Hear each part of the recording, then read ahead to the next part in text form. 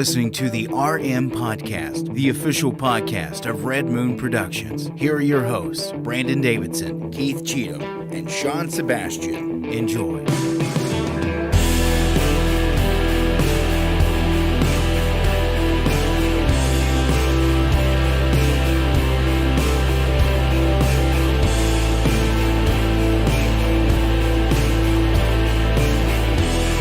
Welcome to yet again another episode of the Red Moon Podcast, live every single Tuesday night, 9 p.m. Eastern, on all of your favorite social media platforms. I'm one of your hosts, Brandon Davidson, alongside our normal new host, Sean Sebastian, and Otis Ediford. Otis Ediford. He's not Dag Paftra. Dag Paftra's over. He was killed. What? Yes. What happened to Dag? Some irate writer said, "I don't like you, Dag," and shot him. Was it Klaus? I think it was Damon Lindelof. He shot him.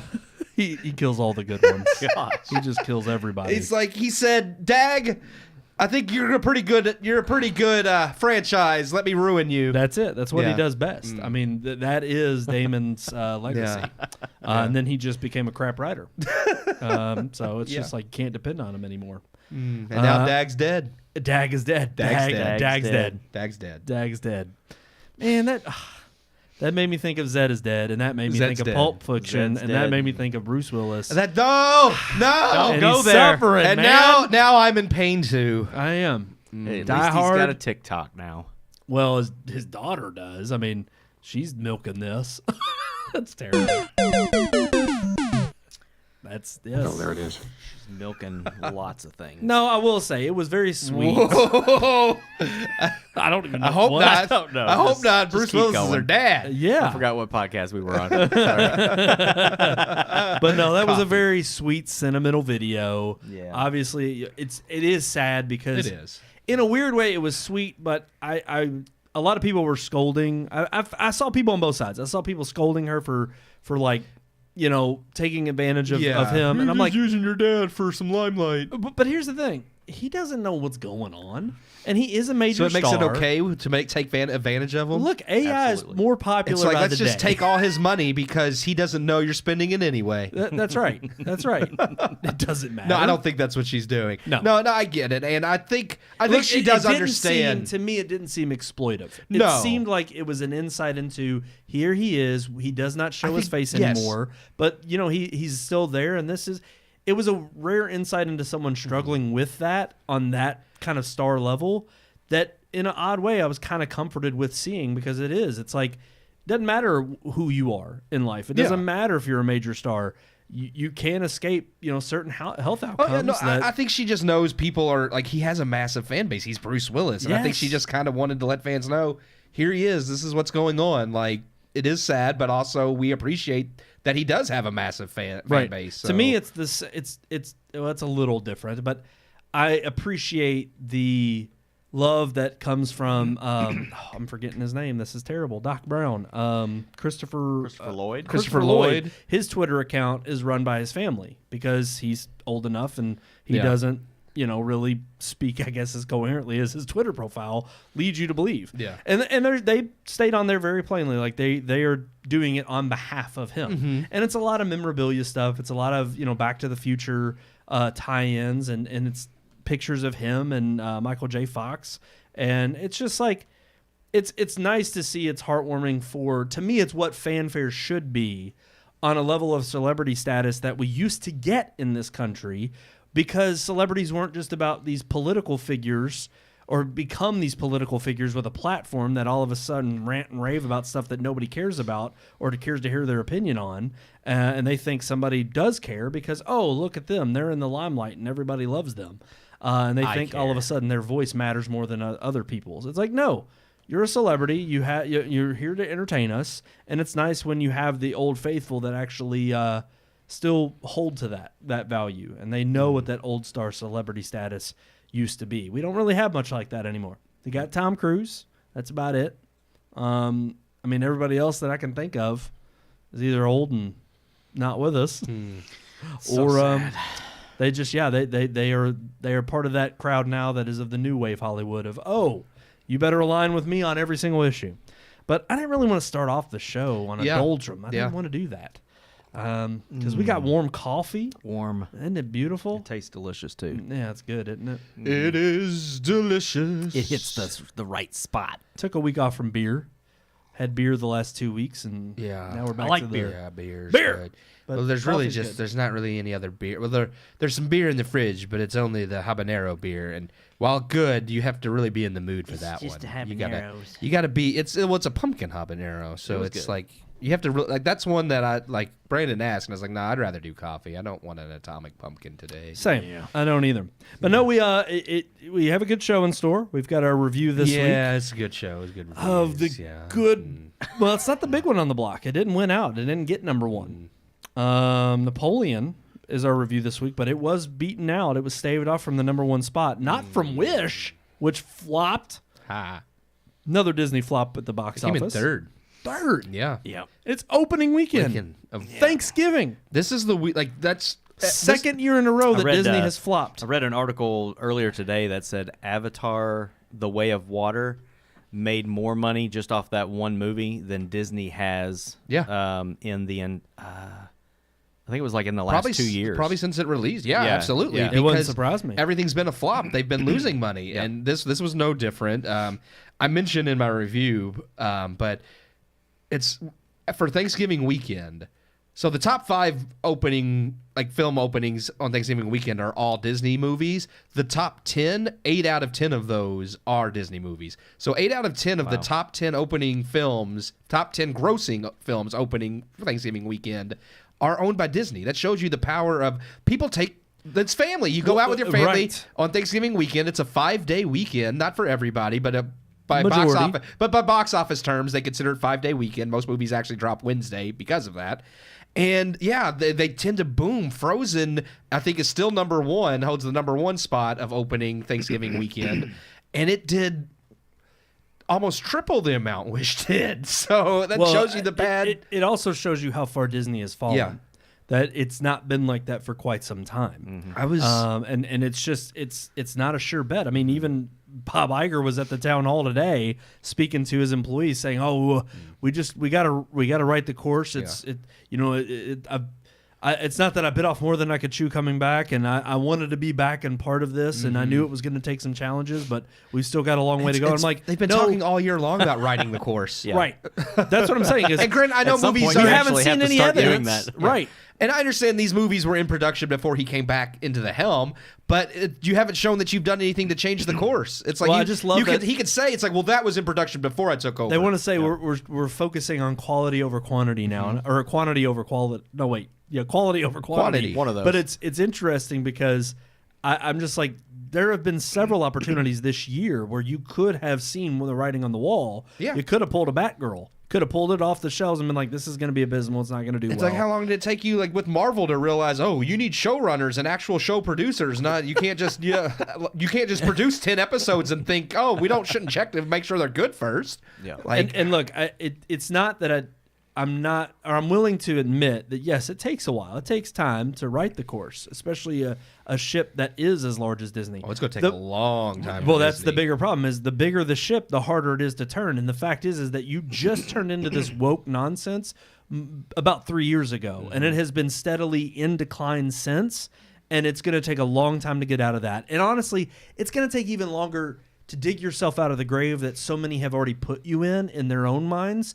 And you're just not. It's going to be so much longer for people, for you to gain the people's trust again. It's just going to be that much longer, and that's not going to happen overnight. That's not going to happen within the next couple of years. I'm surprised that it came in third. Like, I wasn't expecting it to come in first, but what beat it is what's shocking. Is that's what we reviewed. What came in first was Hunger Games: Ballad of Songbird 6. That didn't surprise me that much. I was like, I thought that might take number one since. We had said last Yeah. week that it might catch a second wind where you have some word of mouth and you have people who are curious. Well, and Trolls it's the is Thanksgiving also weekend. streaming, so it's like, okay, Thanksgiving weekend, you could go see Trolls, or you could watch it at home and yeah. take your kids to see something else as well. And I think the family audience, at least the older family audience, went to see Hunger Games because no one gives a crap about Disney. And of course, the R-rated Napoleon, which came in number 2, that's where I was really like, oh, Disney really messed up when an R-rated historical drama beat the. Yes, it's you're an right. R-rated historical drama beat a family film from Disney. That is just insane. Yeah.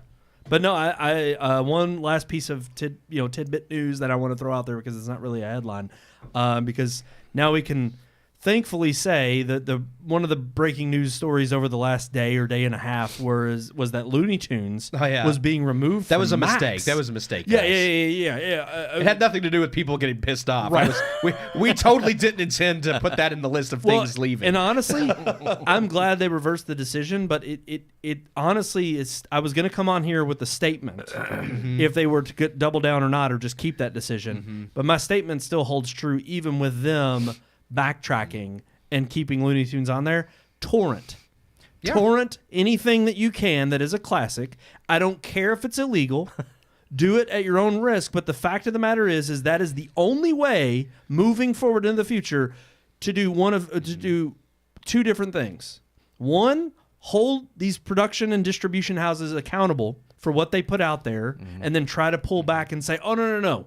We're not going to make that available anymore. That's what changed the streaming landscape to begin with. People were tired of paying astronomical prices to purchase movies or to purchase CDs, and Napster came out, and LimeWire, and all these things came out, and Apple that's why Apple was so successful, is because they gave a cheap, easier model with Apple Music. It was iTunes. It was easier than just pirating. And it's like when people realize, that's why Netflix was successful, when they realized you don't have to pay stupid cable prices, you don't have to pay all this money to go to Blockbuster or all this money to go to theaters. You could stream it from home. Pirating went down because they're like, everything's on streaming for cheap. Why do we need to pirate? But it's the only. But now way, it's gone back to pirating because. Well, it's the only way to hit them in the pocketbooks where it counts, so that you show them what is important. And two, it's about preservation at this point. Yeah. If they, who are at the helm, do not find it to be worth their time or their effort or their resources, which doesn't make any sense, because how many times have we talked about on this show, any content being available on a streaming service does not cost them anything more. Yeah. The content's Warner produced. Brothers. Why would that's like Disney saying we're going to remove old Mickey Mouse cartoons from Disney Plus. Right. It's like, why would you do that? Other than they're shameful and racist. Well, now. and that's the only thing. That's why I talked about preservation. It is the only way to preserve the actual history without them ripping it away and people being like, I don't know where to get this anymore. I can't find it. Yeah. It's the only way. So I say it, to hit them in the pocketbooks, to let them know you mean business as a consumer. Go out and torrent your favorite thing, so that you willingly are saying, either you make it always available on your service that I'm already paying you for, with the content that's already produced, and don't threaten me that you're going to yank it one day, and that it's always readily there and readily available as long as I'm paying that subscription fee, or I'm going to go do this because I'm going to get the content I want regardless, and I'll make sure that it's out there. And that's the only kind of message I can send with regards to that. But hey, you know what? Yeah, because of fan backlash, rightfully so, WB is eating their words, and they're I'm sorry. It's it is WB. Yeah, still. Warner Discovery. Right. Yeah. Warner Brothers Discovery. They're eating their words, and they're keeping it on there. They're still shopping Coyote versus Acme around to other studios, which is still stupid to me, but yeah. But no, all right, we're done. I was saying okay, go ahead. Have you heard about the directors canceling Warner Brother meetings now too? No. Directors who had meetings with Warner Brothers to make movies with Warner Brothers after they announced they were cutting, they canceled those meetings because they no longer feel safe. Like they feel like, oh wow, their art's not going to be. Yeah. They said, we don't trust you. They said they don't. If we can come make this movie for you, and then you'll decide to cancel it and never show it in a theater or on streaming. So we don't want to make a movie for you that'll never see the light of day. Nice. That's right. So there's been multiple cancellations. That's the best way. I'll send you a link later. I was reading about that. It's actually mentioned in the link I sent to you all about them returning Looney Tunes. Okay. If you read that article, they have a link from we'll put it in the description of the show too. But they have a link to a previous article about directors canceling meetings with Warner Brothers because they don't want to make movies with them if they're just going to cancel their movies. And this is the great thing that we've been applauding with regard to Nolan and his pursuit of doing film. And look, this is just as important, if not more important, is film preservation. Yeah. It is making sure that older content and media in this medium, in this format, will continue to be preserved throughout time. so that people down the road can ingest it and they can actually consume it and say, oh, okay, this is either worth my time or it's not. But it should be made available. But with that being said, we're going to move on to our review of this week. Yes. Sorry, I just wanted to throw that last bit in. I'm glad you did. No, I'm glad you crazy. did. Because if anything, it's going to take people in the industry to turn up and say, yeah, we're not going to work with you. They didn't name any names, but I mean, it was Hollywood Reporter, so I trust that if they're saying there's directors canceling, that there's directors canceling. So that's David Zaslav for you. All right, guys, let's get into our movie review this week. Here it is, our review of Napoleon.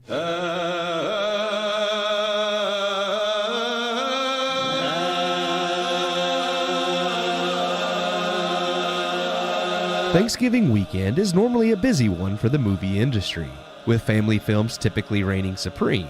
In fact, the top 8 of the 10 highest-grossing Thanksgiving weekend premieres are all Disney-owned films, which makes this Thanksgiving weekend all the more unique. While the weekend as a whole was not as lucrative for Hollywood as past Thanksgivings, it's all the more strange that the number 1 movie ended up being last week's Hunger Games. Of the movies that premiered, Ridley Scott's Napoleon came out on top, securing the overall number 2 position, and in third came Disney's Wish.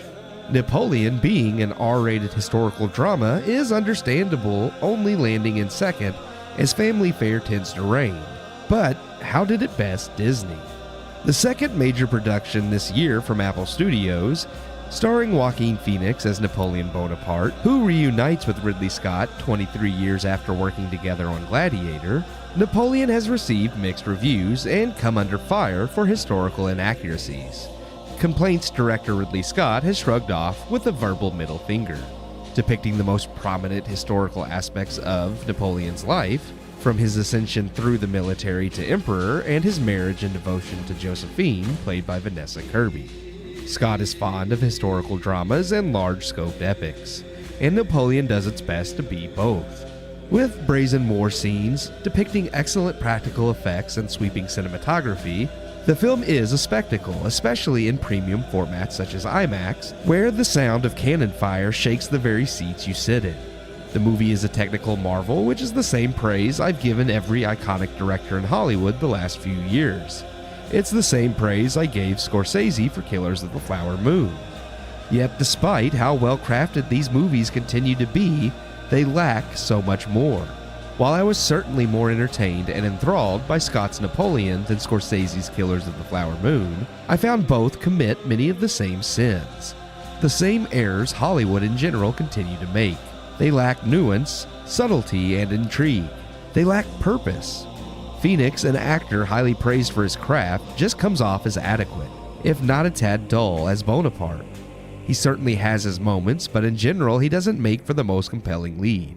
The movie jumps from historical event to historical event, but glosses over all political details, the machinations that led to said events, and Napoleon's personal motivations. We see his rise, but his rise has little impact outside of already knowing that historically Napoleon conquered half of Europe. Instead, the parts of the film highlighting Napoleon's military and political ascent and aspirations play more like a clip show of greatest hits than a narrative film. The movie also focuses heavily upon his relationship with his first wife Josephine, and I found these parts of the film are the best written and more interesting. Kirby gives a solid performance, and it is in these more intimate scenes with Josephine that Phoenix delivers his best performances as Napoleon. Though even aspects of their relationship get glossed over, as the movie has to fit in Napoleon the Emperor and Napoleon the Conqueror alongside Napoleon the Lover. The movie packs a lot into 2.5 hours, yet still says very little. Juggling so many aspects of Bonaparte's life, the movie could have been better served focusing on a single aspect rather than so many, or narratively could have worked as a character study of the man himself. And while I feel this is what the movie in its current state is closest to being, this too falters due to Phoenix's less than charismatic lead. The movie may whet the appetite of those looking for a glimpse into the man Napoleon and just wanting the highlights of his career, but don't look for historical depth. Certainly I don't enter most movies looking for a history lesson, but Napoleon leaves you wanting more information and not in a good way. Frustratingly vague, I feel those familiar with the history will be turned off, and those who know nothing will gain next to nothing. I give Napoleon 2.5 out of 4 stars. Wow. Okay, that. What's your name again? I forgot. Not Dag. I'm going to tell you, I'll be honest with you. I remember Tag You Pafra. don't remember it. I have absolutely no clue This is the whatsoever problem. You're like what the first WB. name was. Who doesn't remember the love of their own content and wants to just get rid of it. Well, some characters I like to keep, like Brian, and others I'm like, that's just a one-off. I don't care. And it's lost to... If I'll have to, I mean, it's not lost to history, I guess. If it's in recording. Yeah, we've recorded it. So we've preserved it. if you watch the I episode, won't remove it off of YouTube. Please comment and let us know what I said. Yeah. Only the copyright holders of the review footage will keep us from being on YouTube. We should be back on there now. They'll probably get kicked after the show. No.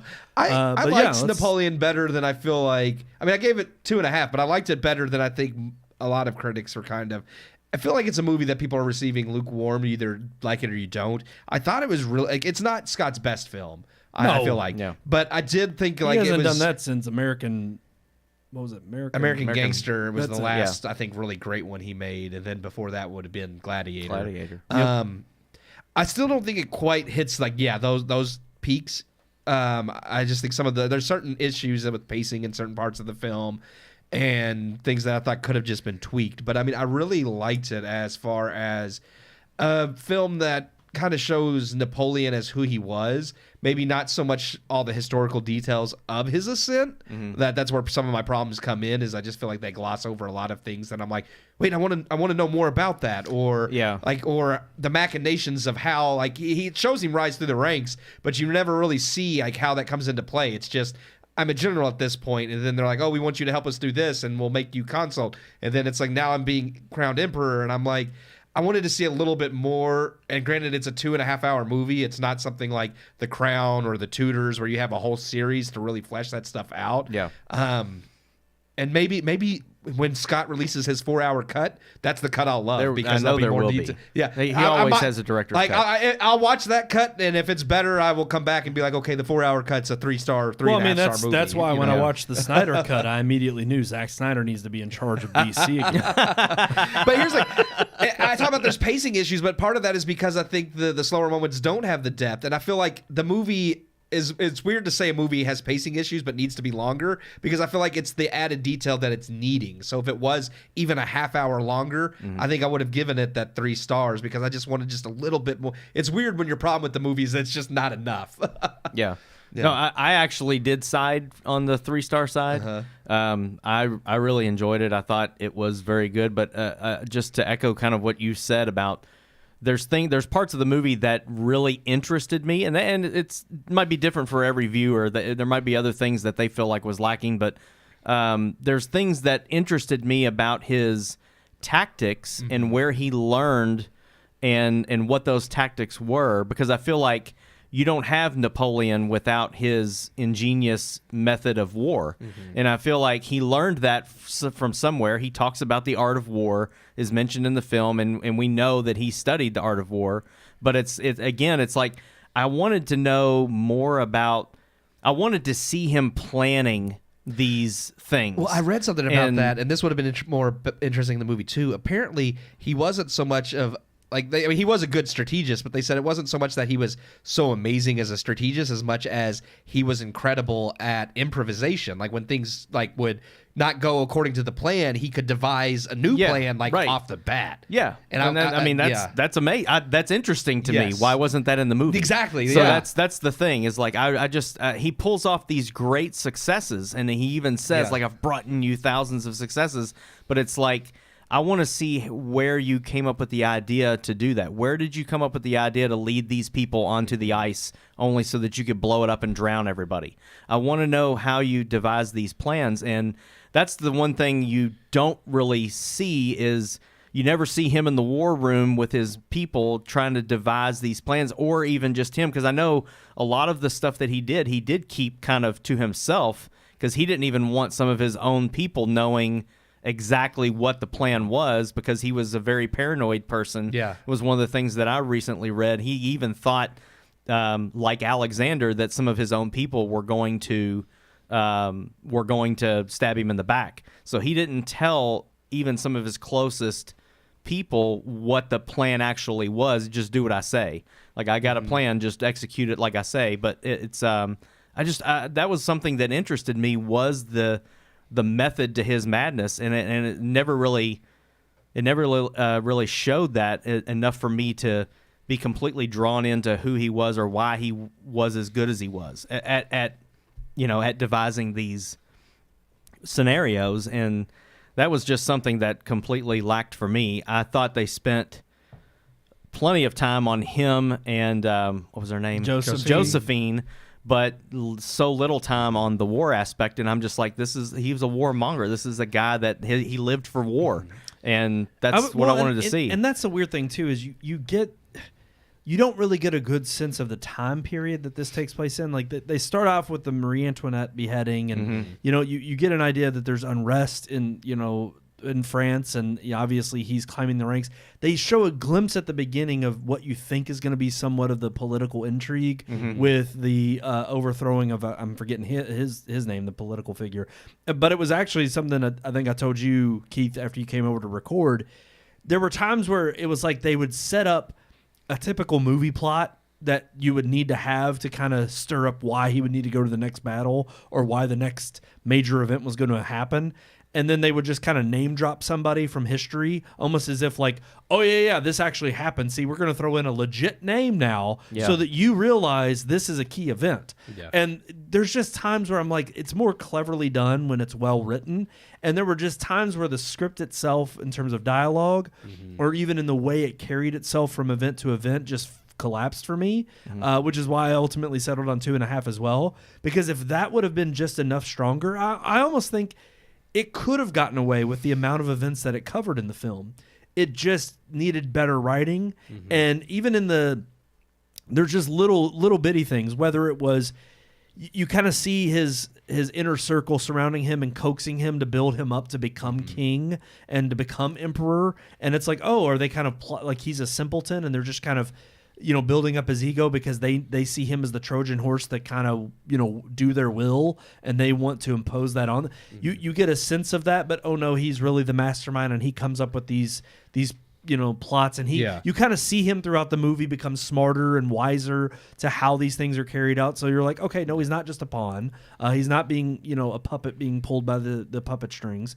But also then there's other moments where it was like his brother, and they run out of the room when they're starting the coup, as it's aptly titled in the movie and in history. Yeah. And then when that happens, like they get outside and all the soldiers are standing around before they rush in, and the brother's like, if my brother is to really threaten the throne of France and threaten the government, I will cut his head off. Like basically to say, I'm loyal to France and so is he, and I'm loyal enough that I'm going to betray my family. And then the army's just like, good enough for me. Let's go in and defend them. Just there's little things like that were a little too on the nose that I didn't think were clever enough that it kept me invested in the reality of what was trying to be portrayed. But in terms of scope and grandeur with the battles, especially that type of warfare, I mean, again, we've seen Gladiator, we've seen these other movies. It's not that they weren't good. They were. It's just that there wasn't anything that really stuck the landing in terms of something I hadn't seen before that made me really think, oh, this is something you have to see. You have to see to be amazed. For by. me, it's kind of similar to like some of the Asteroid City with Wes Anderson. It wasn't that it's done well. True, it wasn't done well. It is absolutely done well. But Asteroid City wasn't anything from Wes Anderson that I hadn't seen before. Same thing here. It's Ridley Scott. Have you seen I mean the forest shots, the battles, the fights, force they're using. But they look. It looks amazing. It's incredible. Like I'm not going to gripe and say it looks bad. Like it's amazing. But it is. It's if you've seen a Ridley Scott film, then you've seen pretty much. I get your point there. Yeah, but like we've been saying though, Ridley Scott has definitely done better. Even as we keep bringing up the movie Gladiator, because I feel like it's one of his masterpiece films. Yes. And it's like even in Gladiator, you're talking about how the French army was loyal to him, and they knew that. I mean, he knew that, but they don't really show that loyalty in the movie other than, like you said, he says, be on my side. And there's the one scene where he does escape Elba and he comes back and they meet him in the woods, and it's just like, fight with me, and 3 or 4 of them say it, and then the next thing you know, all of them say it. But in Gladiator, they show you why builds that why they were camaraderie, loyal. Yeah, he walks amongst them, and even later on in the film, she tells him Josephine? No, in Gladiator, I can't think of her name either. But I know what you're talking about. Yeah, she tells him, like, Maximus, if you lead they will follow you. Yeah. You're their leader. Yep. Over Caesar. And so it's like, they showcase the reasons the people were so loyal to him. And the army was loyal to him. They would have jumped on hot coals for him, but they never really give you any inkling as to why. They don't have the depth right, there there's to show. one scene where he walks through the crowd and hands some bread out to a couple of them, and it's just like, oh, so that one little pat on the back and a couple pieces of bread, they love him. Like, right, you can just here's some stale toast. That's what we feed prisoners. right. Well, and especially at that time when he is up against all odds, and they're facing insurmountable what seems to be this harsh winter and things that they're going up against forces that probably will take every them out. battle. Even at the end of the film, it shows you the statistics of how many people died in each battle. Yeah, and it doesn't tell you how many. What it tells you that they won, but it also is like 28,000, 44,000, 80,000, 110,000. In one day. Constantly, he lost more people every time. Yet the soldiers still went into battle with him, knowing there was a good chance more of them were going to die in this battle. There has to be a reason that they were willing to go with him. Exactly. And they don't show that. And they really don't get into a lot of like the depth of the political aspects or his aspects on the field of war. I feel like the best done parts are him and Josephine, which is fine, but it's like then choose a focus. Because everything done with Josephine was really done well. If you were going to also do the military and political aspects, then you do need more time to flesh them out just as much as you fleshed out Josephine. Otherwise, just focus on one or the other. Or, I told Brandon, and I mentioned in the review, if this is supposed to just be more of a character study to show like the type of person Napoleon was, and the focus isn't on the political and the war or his love life, then you need to have someone a lot more... It's not that Joaquin Phoenix did a bad job. I don't think he did a bad job, but I didn't think he was compelling enough in the role to be a character study either. There was nothing in his performance that I immediately thought, oh, this is a standout. This is how I'm going to now envision. And it's not, I think, because Napoleon of him. I think it's because of the writing and direction, because they weren't focused solely on him either. There was so much that they were trying to focus on, whether it be Josephine, whether it be, okay, now here's this event in war and here's this battle. So it's like there was so much focus on so many pieces that nothing really stood out.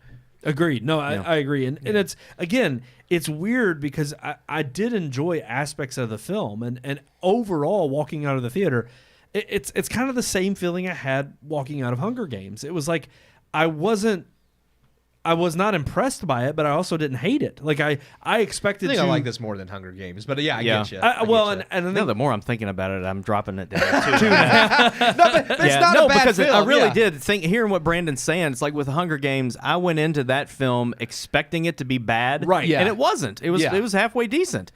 I went into this movie expecting it to be awesome, and it's expecting it to be Gladiator, and I was kind of let down a little bit. A return to Ridley Scott, in the form of Gladiator, and that's, and I hate to say it because look, it's a 1-to-1 comparison because it's the same director, but even it's easy to take someone like Maximus and you sympathize with him because of the atrocities against him and his family, perpetrated by Joaquin Phoenix's character in that. It's Commodus. Is that his name in that movie? Commodus. But he's betrayed, or he's completely, his family is slaughtered. Yeah. But we don't need a deep dive on Maximus and his love for his wife and his child. Now, see, that's a movie his acting was brilliant in. Not that he was bad in this. Yeah. I just felt like there was parts of this where I felt like he was kind of whiny, and I'm like, I don't know, is Napoleon that soft spoken? Because the way he was a roller coaster. Though in the movie, that's what I didn't like about is I couldn't pin down who he was. And that's where, to me, that was one of the negatives is my ignorance of not knowing Napoleon and a historical figure. The movie does not help if you don't know anything about Napoleon. Because it's kind of lukewarm in terms of what area it wants to tread in terms of what it wants to convey Napoleon is. I think that is what frustrates me most about the movie is that if you, because I know some stuff, but not much. Not like going to watch something like Patriot or something about the American Revolution. Or even Lincoln. Lincoln. Well, actually, I would compare this to Lincoln as far as like Spielberg's historicals. Like Lincoln and this, I think to me are on the same level. You got Spielberg, who Lincoln's good, but it's not his best. This is good, but it's not Scott's best. And just like I did enjoy Lincoln far more than this. I think I would agree, but I still don't. I think I only gave Lincoln 3. Agreed, but it's weird because I think most people also expected Lincoln to be more on the war front and not so much the political behind the scenes. But that's what I liked about it. But that's Lincoln. what it is. It's not called the Civil War. Yes. Right. That's what intrigued me about it. What frustrates me about this is the same thing that I think frustrates like you all with like Marvel and not reading the comics or anything is like if you haven't read the comics, you don't understand the Marvel movies. If you don't already know the history of Napoleon, you don't understand every aspect of this movie. And I think that's a problem when you're making a movie. Yeah, like if you just expect everyone to know the history, not everyone is going to. And if your movie doesn't explain within itself what's going on and you just rely on, well, most people will know what's happening because they know history. It's like watching the highlights of a sporting event but you don't know anything about that sport. Yes, it's like we just saw the highlights of Napoleon's life, but we don't know anything about him, so those highlights don't matter to me. I'm like 100%.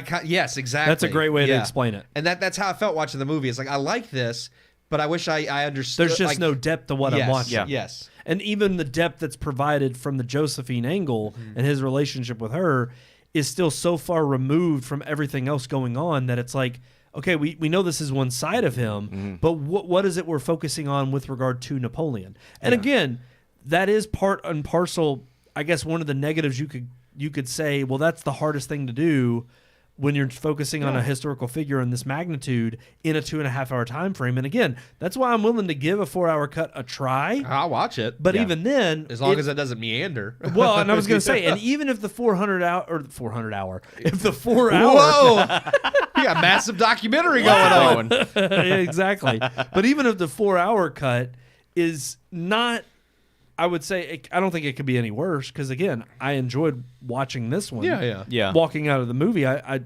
was like, okay, that was enjoyable, better than what I expected.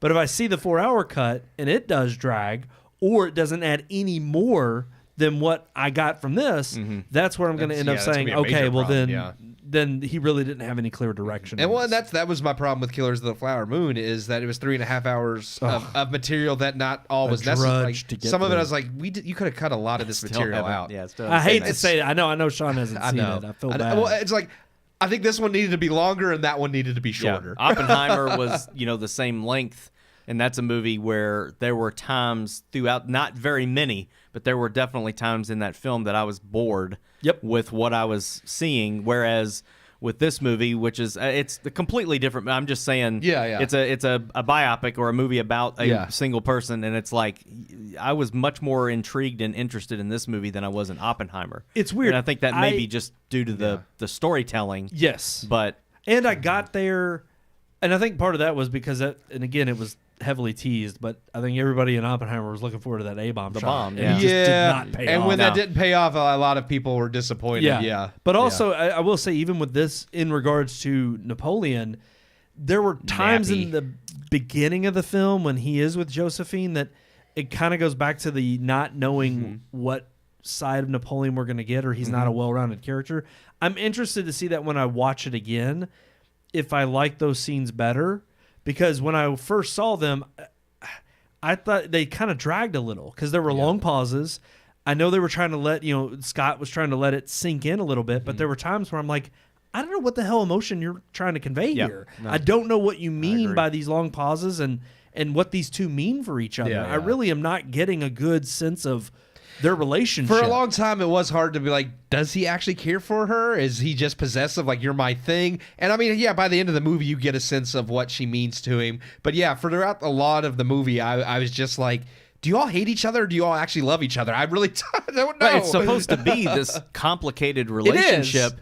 But they made it way too freaking complicated to the point where you can't read it. Well, I was going to say, exactly. They just never clarified exactly what emotions are. As much clarity as there is, even though it's poorly written in the, I'll cut off my brother's head, and that's how staunchly I stand with France. It's like, okay, that could have been written way better. But at least we know what you're trying to sell there. Yeah. Throughout most of their relationship, at least through the first third of the film, it's kind of all over to the place where you're like, I don't know what you're trying to convey here. Please clarify this. Thankfully, I think by the end of the film, it's much more clearer, especially with the way it ends. But at least if you know that going in, you can better anticipate it and maybe like it better. Like I said, it's not his best movie, but I do think it's the best one he's done in the last several years. By far. Yeah. And that's what I think is so misleading is a lot of the trailers that I did cut up, almost every single one of them had the acclaimed director of Alien, Gladiator, and American Gangster, like all of his, The Martian, all of his It's big probably movies. the best one since American Gangster, just not as good. But it's just so funny I because forgot that he did The Martian. I completely forgot that. He was nominated for Best Director. I know. This was forgot better. all This about was it. better than The Martian. Oh yeah. Oh, hands down. This was Yeah. better than House of Gucci, and I haven't seen The Last Duel, but It Sean, was better. you- It was better than The Last Duel. It was, so, okay. yeah. Yeah. But yeah, I just so watched Robin Hood the other night just for the heck of it. yeah, Yeah. Better than Because that? Ridley Scott did that, and it's like I think maybe another issue of the film for me was the fact that he chose Joaquin Phoenix, who is a fantastic actor. But it's like, okay, so you got Russell Crowe as the Gladiator, then you've got him as Robin Hood. Now you've got Joaquin Phoenix as Caesar. Yeah. Now you've got him as Napoleon. Yeah. I'm all for recycling actors into your films if they are completely different people. Yes. But if you're gonna use an actor that is kind of, it can be the same person in everything that he's in, which is not Joaquin Phoenix as much as it is Russell Crowe. Yeah, it's yeah. always Russell Crowe. Yeah. He's Noah. He's Gladiator. Russell Crowe doesn't he's Robin have Hood. range. He Yeah, doesn't. he doesn't have the range. Joaquin can do better with that, but I still kept thinking of him from Gladiator while watching him as Napoleon. Well, and also when you've seen movies like Joker or you've seen yeah, you movies can like see what he does. Signs, Bo I is mean, Afraid. That movie. Bo was was Afraid, a messed yes. up movie. That was but his acting in that is just amazing. Fantastic. His fear that he shows in that movie is phenomenal. And Like, that's the thing. it's You, just- exactly. We know his range. Yes. So yeah. when you know that range going into it and you get what I you didn't, get in I this, didn't see much range in this movie. No. you get disappointed. There wasn't. Yeah, you're disappointed walking out because you realize what he can accomplish and he just doesn't. And It was, again, still, that's it was still also better than Exodus. poor writing. I just wanted to Did throw Ridley that one in Scott there. do Exodus? Yes, he did Exodus Oh, as well. wow. I forgot He's about had- that one too, man. He has a crap ton of movies. He has Kingdom of Heaven is genuinely, that's a good movie. Yeah, you got to check Kingdom that of one Heaven. out. Which one is that? That's not Orlando. That's Bloom. Orlando Yes. Bloom. Okay, all right, Yeah. all right. It's funny because after American Gangster, it's like hit or miss. It's like every other movie is like decent, bad, decent, bad. But he nails the middle. Nails the Middle Ages, dude. Yeah. he can nail that, and that's why I thought this is awesome. He's doing a time period that he's never done before. Yeah. And I thought it was going to be even so, just much better than it really was. I mean, But, again, yeah. cinematography was. Oh, yeah. I mean, as far as Freaking production value, design, Yeah, I the costumes, the opening man. scene. I mean, that's one other thing. Just real quick, my last little jab at it. Yeah, we're get gonna it. Be done. It was, it was interesting because it's like you see again Marie Antoinette coming out, and of course it's the slow mo of her coming to meet her end. Yes, you got a head And choppy. Guillotine. I thought it was Spoiler interesting alert, that you hear they cut this her head off. very French music playing in the background. Yeah. And this whole scene play out, and it's very authentically, supposed to set the tone. And then we cut to the political, like their Congress, and the guy starts speaking in English, and I'm like, not even a French accent. Yeah. I mean, doesn't even try, nothing Yeah. conveyed, just straight up speaks in an English accent, and I'm like, okay, that took me out of the moment. And he had a lot of English actors. music. Yeah. The music that you're talking about kind of it didn't take me out of the moment, but that was a much more modern music than what they had back then. See, I don't Like know. if you I don't know listen about to it. that music, there were like, I mean, I'm not saying there were instruments that they It didn't sounded have, but like it was more sounded modern. more like the French lady singing in Saving Private Ryan that they're listening to on the record player when before the final battle. Edith Piaf or whatever they say she's singing, then Oppum tells them this is what she's singing about.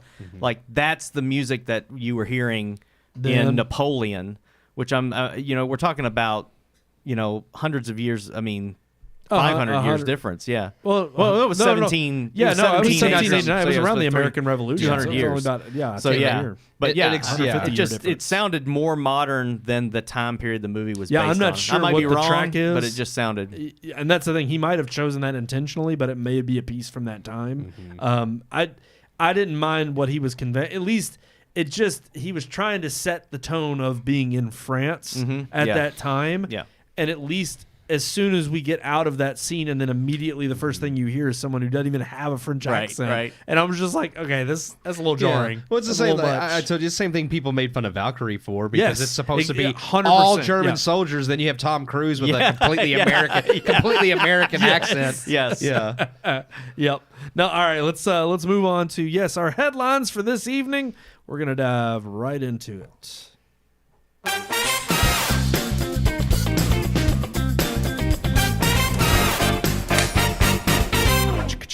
Valkyrie, I haven't seen that in forever. I'm gonna have to watch that. It's not a bad movie. It's not a bad movie, But I know but exactly the English what you're talking accents, about. because those are like Yeah. British English accents, Yes. and I'm like, these are German soldiers, and Yeah. they sound like they're from the UK. Right. Yeah. I mean, and it's weird because when you see someone like, I just watched it recently, so it popped in my head. But when you watch someone like Tarantino making Glorious Bastards, Yes. and he's very quick to portray authentically all the, from whether it's Christoph Waltz brilliance performance to even the They speak English, but bastards they still themselves. have German accents. Like they have accents of whatever country they're from. Exactly. Yeah, Like yeah. it just, to me, that does speak volumes. And I Yeah. think it's like, okay, we know they're good enough actors and actresses out there. I mean, you talk about freaking Hollywood being obsessed with DEI crap anymore. Yeah. I'm like, can't you get actors and actresses from that That's native true. country? If only gay people can play gay people and trans can play trans and this and that, then how come only French people can't play the French now? And only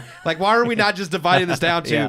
listen, only what you are like can you play now? Like everybody has to be, unless you're a white person, then anybody can play you. Well, right. of course. Yeah. If you're a white Absolutely. man, Yeah. anyone can play you. You have to be played by a black person. But no, let's talk about our headlines. We're starting off with the bottom of the list. And that was what we started out talking about a little bit at the beginning of the show. Wish becomes another Disney flop. Real quickly, just wanted to mention it because it is a huge deal. Probably that won't this- ever watch it. So Same. I mean, and there's been nothing but flops for Disney this year. Well, I've already read everything I need to about it, and it's funny because like I knew like from the outset this is supposed to be like their 100th anniversary movie, and it was like the origin of the wishing star. But I don't know if y'all read the one article about how this movie almost tries to make like a Disney shared universe, and all the things that happen in this movie with the wishing star about like ties to Pinocchio, Cinderella, Snow White, because it's almost like, well, this is the origin of the wishing star. Spoiler alert for anybody who cares about the movie. Apparently she becomes a fairy godmother and is dressed just like the fairy godmother from Cinderella at the end. The villain gets turned into a magic mirror, which is like the mirror from Snow White. So literally they tried to like, this is the origin story of where all the wishes in every Disney original movie came from.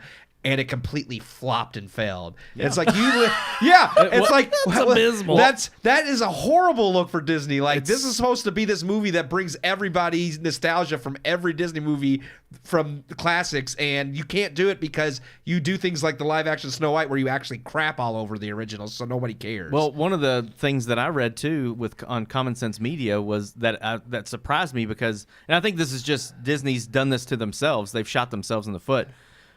This movie is not as woke as most of their other content. Oh, I've read that. So it's like, other than like the characters are all very like they're diverse. different ethnicities. Yes, But other than that, there's not a lot of the stuff that's in Lightyear and Strange World and all of these other movies. That's not there. There's no LGBTQ crap. There's none of that stuff.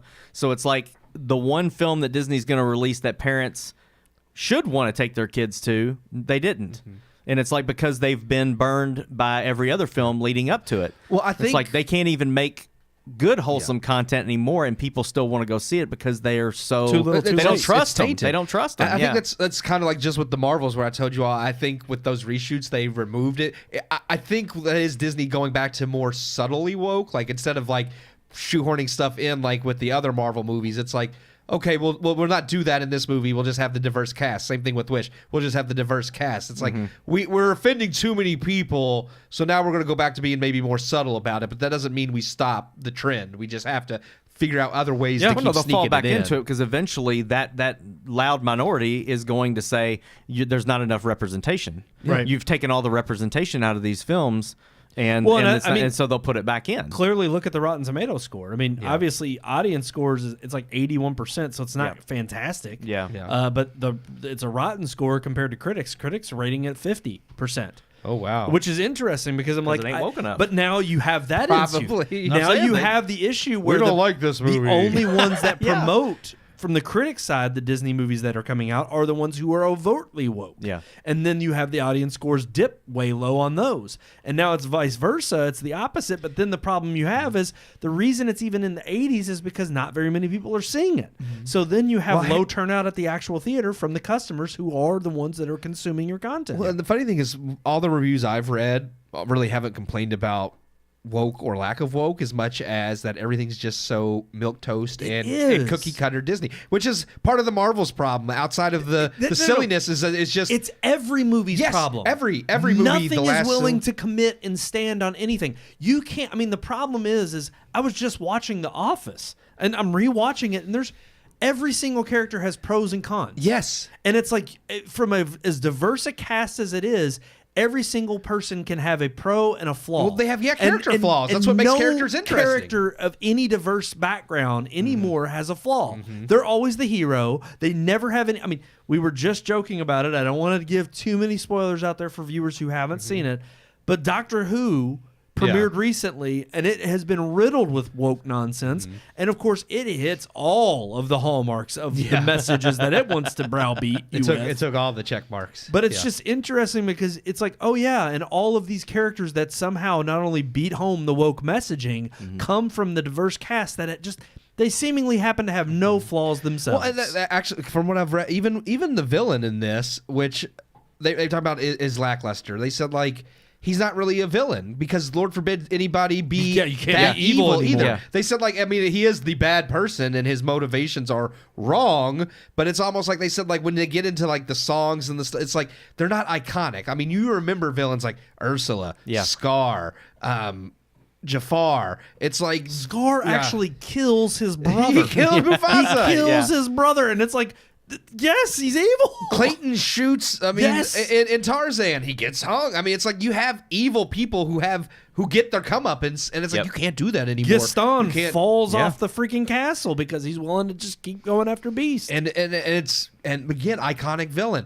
because they have motivation. They're not just evil for evil's sake either, because that can be boring, but they don't have good motivations. It's like every villain now has to be a tragic villain. Like, well, they're only like this because of this. They're a bully because they were bullied. It's like no, Gaston was not necessarily like a evil person, but he was conceited, he was stuck up, he only cared about himself, and he was determined to kill something he didn't understand, and he got his comeuppance. And it's like, those are character flaws that make someone he's not a good person. And led them he is to their demise. He's a legitimate bad person, not because something tragic happened to him, but because he's just a crap person. Yep. No, you're exactly right. And again, this is not just affecting Disney and Marvel. This is affecting the film industry entirely. And the problem is that unless it's the evil white man, because that seems to be which I thought they were going for in this movie. I did too. But apparently even he's not as iconically like villainous as what, according to critics. I haven't seen the movie. But it just is interesting because it's like there's this blanket.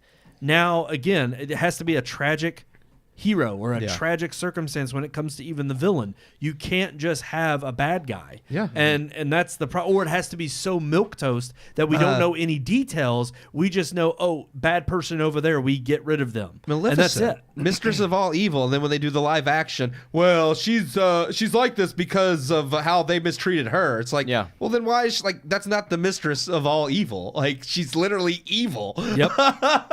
No, exactly. And it's a problem in cinema in general that it's a really bad period right now that we just a funk that we have to get out of, and unfortunately it's just not changing anytime soon. You hope the box office numbers are proving that this is not a winning strategy, and we're going to get a little bit more. I mean, we're going to be reviewing it probably next week or at least at some point throughout this month of December. But Lady Ballers just dropped from Daily Wire, that trailer coming out December 1st, and they point blank say this is a movie, a comedy that would have made been made 20 years ago, but it won't be made today. It can't be made today by Hollywood's current standards because, heaven forbid, you actually touch on not only a taboo subject, but one that they uphold as the holy grail of subject matters that has to be reinforced. It reminded me of something Trey Parker and Matt Stone would make, like basketball.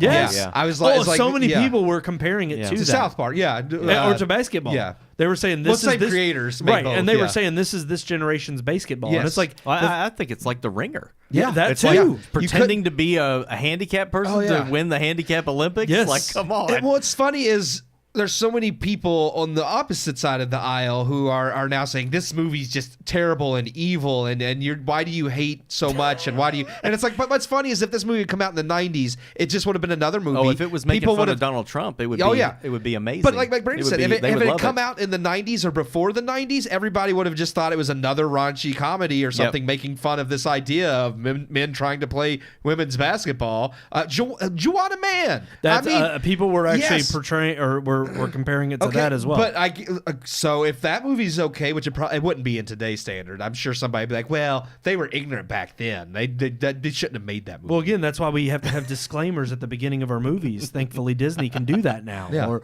we have to be able to pull stuff off of the shelf. I hope it has a trigger warning at the beginning of the movie. I think that would be even that funnier. would be actually pretty good. Yeah, Yeah, they put a that'd be trigger great. warning. That'd be great. That would be hilarious. But no, look, we do have to write course. This is how you start to do it, is Daily Wire not only taking risks, but blatantly coming out and saying that this is what the people want.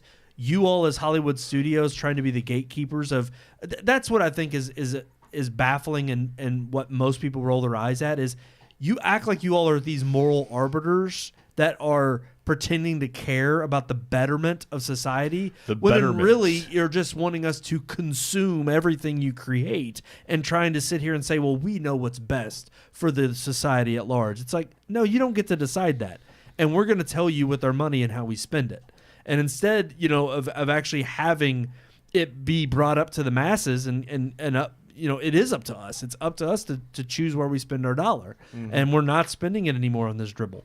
So it's going to take time to write the course, and it may take a couple of major studios to just completely tank. Real quick on another franchise that may be on the chopping block soon. This is kind of working into our bigger topic of the night in the discussion, but Scream 7, complete reboot in order.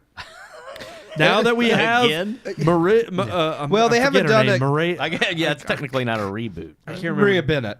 Or No, something like not that. Maria. Barrera Bennett. I was like, no, is this Melissa Tony Bennett? Yeah, Maria Barrera and Jenna Ortega are now out. It's not really a reboot if you're bringing, because they're talking about bringing Nev Campbell and maybe Patrick Dempsey back if they can get him. And it's like, well, that's still a continuation because they were both in the original series. Like he was in 3. That's who she ends up with. So I'm like, it's funny though because I called that. I was like, well, if you don't have either stars, what are you gonna do? Throw a bunch of money and beg Nev Campbell to come back? Well, yeah, because what other options do you have unless you do a complete clean reboot? That's what Marvel's going to do with the Avengers. Oh, That's what they want to do. Yeah. Well, Exactly. yeah, because let's bring back the fan favorites. we don't know how to actually fix it. The problem's in the writing and the direction, so we're just going to bring back nostalgia because if we pump enough nostalgia into stuff, maybe people won't notice the bad writing and direction. See, they wouldn't say that about this, though.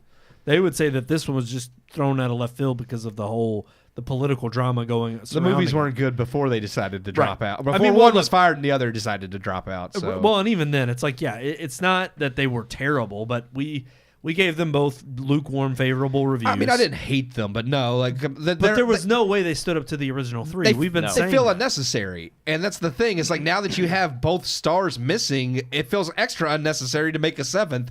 Other than you're going to bring Nev Campbell back to what? What plot are you wrapping up? Her plot was wrapped up in the 3rd, and then it was wrapped up in the 4th, and then it was wrapped up again in the 5th. It's like, how many times are you going to drag her back to wrap it up? That's right. It's like, that's why you moved on from her to having these stars in the last movie, and now that they're gone. To make it a franchise. Yes. Right? Yeah. And it's like, and the whole thing was leading towards her whole connection with Skeet Ulrich and her like being psychotic too. And it's like, what are you going to do? Just write that off as she went They're crazy gonna and now bring she's Nev dead or Campbell something. I don't back know. Yeah, she's going to be the be killer. Ghostface. Yeah. That would, but then you can't even do that because then the and reveal then that's doesn't like kind happen of a till slap the in the end. face too. I feel like, and you can't reveal that to the end. Yeah. What would be funny, but as if because she was having the psychotic thing with Skeet Ulrich, if you secretly made her the villain at the end. But I mean, that would require her to have to be there, and she's fired. So, or what it could really end up being is she is Ghostface, and then at the end, the big reveal is They never it's a fired whole- her. No, it's a whole different alternative universe. Oh Lord, it's a multiverse. It's a multiverse. I'm so tired of multiverses. I mean, let's just throw it all in there. Hollywood's just like multiverse everything now. It's like, good Lord. That's how you can make everything into a franchise. Look, we're going to be keeping watch, but ultimately it's like we weren't too thrilled with the last 2 installments. Yeah, they made a lot of money. We knew they were making sequels, but who cares? It's another Scream movie. But that does lead us into our main topic of this evening. Yeah, I like this topic. Franchises versus originals. I came across an article. I think it was Variety. I'm going to pull it up here. It was Deadline. And Mr. Christopher Nolan came out talking about, or he was recently talking about franchises or originals and how a lot of people seem to be getting fatigued on franchises. And what is the real, what's the real solution here? So I want to read a little bit. I'm just going to read this article. They're just mainly comments and stuff, but yeah. It's not very long. No. He said, I think there's always a balance in Hollywood between established titles that can ensure a return audience and giving people more of what they want. That's always been a big part of the economics of Hollywood.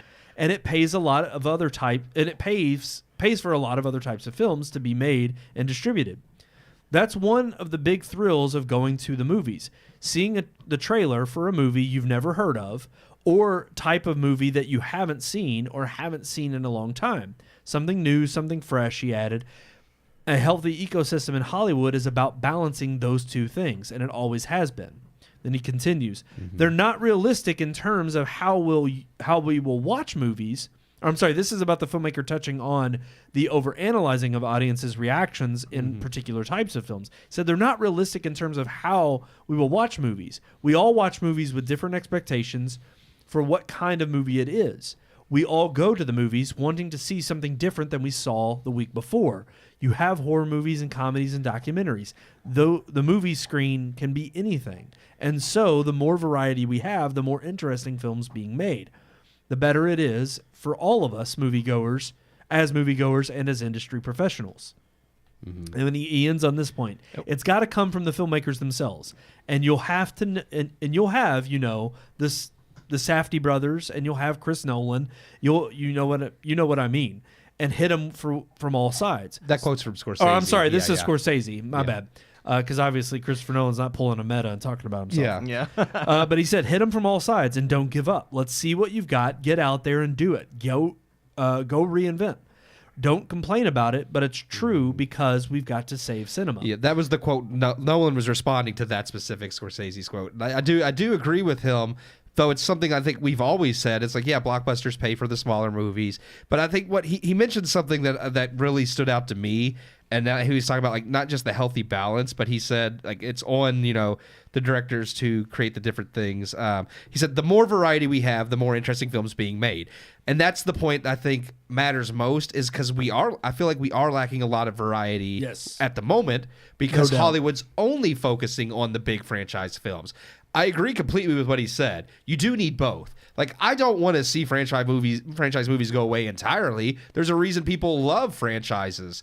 But when you turn everything into a franchise, and not just, a trilogy, but a whole multiverse, like we're talking about with Disney and Warner Brothers and Godzilla, and Universal tried their monster universe with Frankenstein and Dracula, the Mummy. Yeah, Ghostbusters doesn't need to be a massive franchise. It's like some things are okay being smaller, some things are okay being one-offs, just one movie.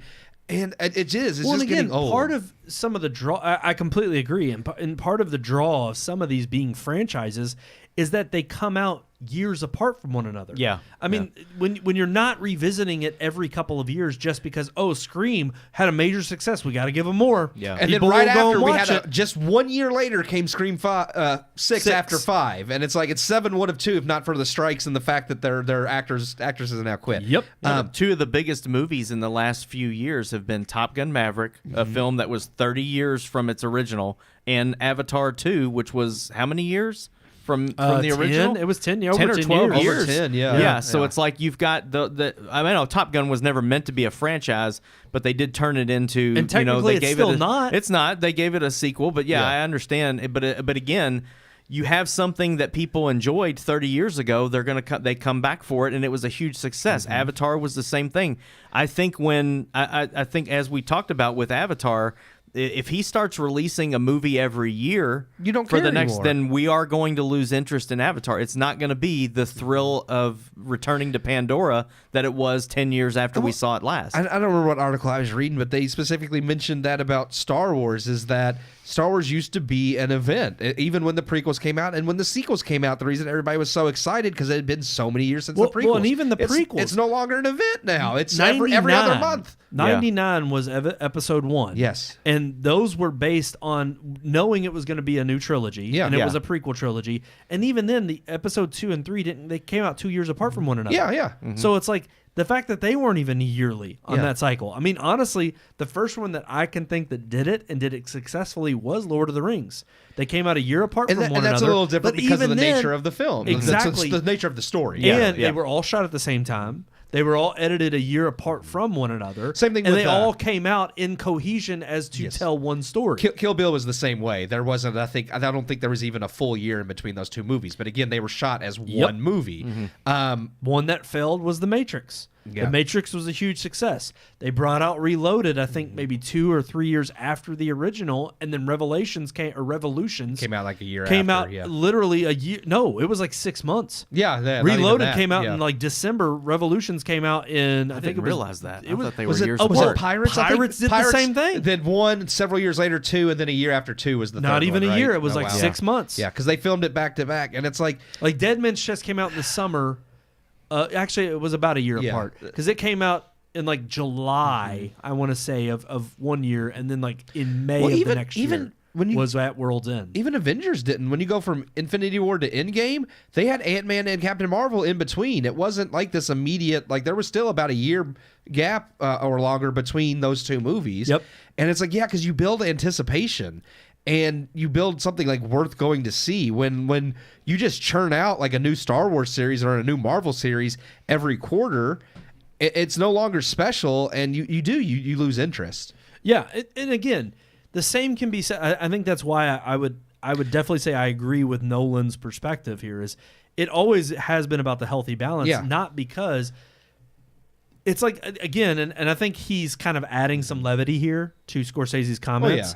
Whereas Scorsese's coming at it from, these are the films I want to create, and I want to embark on a new journey each time, and I'm going to put out films, which it's still funny because you can definitely lump like Casino and Goodfellas and The Irishman. They all kind of fit into that mobster flick type movie. That's what he does. The Departed. It's like you're making original films, but they all fit a similar mold. They're all still a very similar genre. And not to make Scorsese does it well, but yeah. But it's interesting to say that even if that's what he says he's pursuing and he's making those different types of films, there's still something to be said about not only the franchise films that support it, but there is something to be said about, I mean, this is what was great about the early 90s and throughout most of the 90s, the crazy action flicks we would get. Part of what made them fun were the popcorn flicks. It was like we didn't care if it was going to be stupid fun. Yeah. Part of it was enjoying that stupid fun for the sake of going to the movie theater and not realizing you have to have an intense drama every single time you show up. It's the same reason that I love some of the old classic Will Ferrell comedies. Oh, yeah. The reason that Step Brothers and Talladega Nights and the other guys, all of these were great movies at their time. Superbad, you throw that in there, or Anchorman. Yeah. I mean, these were fantastic movies because they were different enough, but they all had similar taste in terms of the comedic tropes that they pulled. But I mean, as Nolan is saying, it's like, no, you can't. You don't have to have one or the other. It takes both, and it needs to be about preserving both. He's someone who's made both. He's done a franchise. He did the Batman, Dark Knight, and he's done original stuff. So, and speaking of, he did a movie in between each Dark Knight movie. So those movies came out almost 2 years or more apart because he did Batman Begins, Then Inception, Dark Knight, Interstellar, Dark Knight Returns. So it's like Rises. or Rises, Returns is the graphic novel. But it's like, I no doubt Nolan.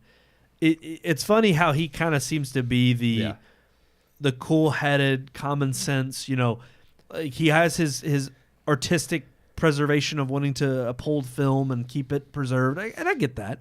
But it's like he still has a calm, cool. It's like, who doesn't want to show up to a theater sometimes and just watch stuff blow up? Yeah. Because, again, one thing I can say about Napoleon that I really enjoyed, the sound design in IMAX for that period of a film was fantastic, phenomenal. Reasons you do go see something in that premium format is to get an experience that you don't just get watching at home on a sound bar. I think Nolan just he still has a little bit of that realism. He hasn't become that level of conceited yet, like not to say that Scorsese is, but a little bit, or Ridley Scott or Dave or freaking Cronenberg, where where you think you're such an auteur that no matter what you do is brilliant. I don't think Christopher Nolan's hit that point where he's so full of himself that he's like, and part of what makes Nolan great is that he knows he's a certain type of filmmaker. Yes. He has his own signature in all of the movies that he creates. Yes. Even in the Dark Knight trilogy. And we were even joking about it last week about how it has some one-liner clunkers that aren't great. But Nolan still has a way of directing a film. He is a certain kind of director. And he's not going to go out there and try to make the other guys. Yeah. He's not going to go make a Talladega Nights. And what's interesting is whether you can have that tapestry of content and go between the two. Some can pull it off. Others can't. And Scorsese likes to make a certain type of film. We need and want Scorsese films. Yeah. But not every movie needs to be a Scorsese film. Yeah, sometimes you want Talladega Nights. Exactly. Yeah. And thankfully Nolan is admitting, like, I make a certain type of film. Yeah. And those are the ones I like to make, and that's what I do. But that doesn't mean that there aren't others out there that need to not only be consumed and enjoyed, but it takes all kinds. Well, like you said, audiences want difference. Like not me, even and you, within Sean, franchises. Yeah, we go to see certain movies that we know, like we're interested in. None of us were really interested in Barbie because we're 30. We're in the like we're men aged in the 30s. It's like we don't care about Barbie. Yeah. But that doesn't mean obviously billions of people did, or millions. They made billions. Yeah. But it's interesting too, because even then within franchises you still want variety. I mean, this is what the brilliance of Marvel was early on. They recognized, hey, we can take each of these characters, fit them into a particular genre, and it's going to be different each time. It's not just going to be another superhero film. And then they just all started turning into cookie cutter. This is Marvel. Look at this weird glob thing. Yep. Yeah. They tried to go the horror suspense route with Doctor Strange.